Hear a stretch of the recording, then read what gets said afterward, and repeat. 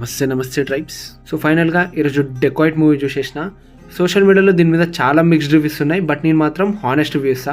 First movie positive గురించి మాట్లాడుకుంటే story okay బాగుంది, అండ్ యాక్టర్స్ యాక్టింగ్ కూడా చాలా టాప్ నాచ్ చేశారు. కెమెరా యాంగిల్స్ కానీ ఎడిటింగ్ సినిమాటోగ్రఫీ టాప్ నాచ్ ఉంటాయి. చేజింగ్ సీన్స్ కూడా చాలా బాగా వచ్చినాయి. అండ్ నెగిటివ్స్ గురించి వచ్చేస్తే ఈ మూవీలో పాజిటివ్స్ కంటే నెగిటివ్సే ఎక్కువ డామినేట్ చేసినాయని చెప్పొచ్చు. స్క్రీన్ ప్లే కొంచెం ఫెయిల్ అయ్యింది, నాట్ అప్ టు మార్క్. స్టోరీని కొంచెం క్లూలెస్గా పెట్టి కొంచెం కన్ఫ్యూజ్ చేద్దాం అనుకున్నారు, బట్ స్టోరీ ఫస్ట్ హాఫ్ అంత అర్థం కాకపోయినా సెకండ్ హాఫ్కి వచ్చేసరికి మనకు కొంచెం క్లారిటీ వచ్చేసి ట్విస్ట్స్ కూడా ప్రిడిక్టబుల్ అనిపించినాయి. అడ్విశేషన్ ఆ మూవీస్ అంటేనే ట్విస్ట్ మధ్యలో సినిమా ఉందా, సినిమా మధ్యలో ట్విస్ట్ ఉన్నాయని కన్ఫ్యూజ్ అవుతారు ఎవరైనా సరే, బట్ దీంట్లో ట్విస్ట్ మాత్రం చాలా ప్రిడిక్టబుల్ ఉండే. నాట్ అండ్ అడ్విశేష్ మూవీ లాగా అనిపించింది నాకైతే. ప్రమోషన్స్ టైంలో రాహుల్ రవీంద్ర ఇంకా వెన్నెల కిషోర్ అని ఇచ్చిన హైప్ కి మాత్రం అస్సలు మ్యాచ్ కాలే.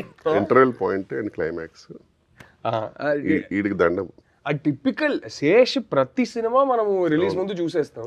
ప్రతి సినిమా నేను ఇంటర్వెల్లో బయటకు వచ్చి పిచ్చి అయితే బయటకు వచ్చి మనం మాట్లాడుకుంటాం, క్లైమాక్స్ లో మళ్ళీ పిచ్చి అయితే. నాకు అంత హై మూమెంట్స్ ఏం అనిపించలేదు. అనవసరంగా ప్రమోషన్స్ టైంలో అంత హైప్ వేయడం వల్ల ఆడియన్స్ ఇంకెక్కువ డిసప్పాయింట్ అవుతున్నారు అనిపించింది. ఫైనల్ గా నేను ఈ మూవీకి ఇచ్చే రేటింగ్ మాత్రం 9/10.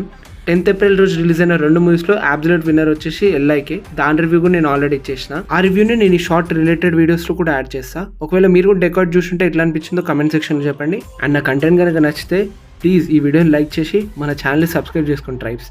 Thank you.